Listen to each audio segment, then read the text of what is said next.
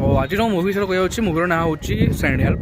तो मुवी किसी एमती थाए गोटे कंपानी माने किसी एम्प्लॉइज से माने फ्लाइट रे जाऊँ तो सडन तक फ्लाइटा क्राश कर समुद्र उपर। तो ता भर दुई जन लोक मैंने जड़े हूँ से कंपानी एमडी बोधे आउ जन हूँ नॉर्मल एम्प्लॉई। तो से जन भासिकी से गोटे आइलैंड पाखे लगी देन एवं से आइलैंड में सर्वाइव कर किसी जिन पतर ना। तो केमी कौन से सर्वाइव करेंगे केमी कौन से मैंने हेल्प पाई बाहर तो से मुवीटा पूरा कहानी से बुले।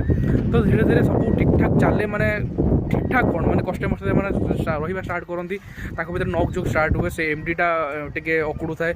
तो से एमडी आउ धीरे धीरे लगे ना ए एम्प्लॉयटा भाई नॉर्मल एम्प्लॉय तो नुह भाई किसी तो अच्छी माने किसी तो मिस्टीरियस जिनस अच्छी। तो धीरे धीरे कहानी केमती कौन आगे बढ़े केमती कौन से बाहरी पारती कि नहीं से देखार अच्छे। मुवीटा बढ़िया लगे आपको आठ अधिक प्लॉट मुझे स्पॉइल करने चाहूनी।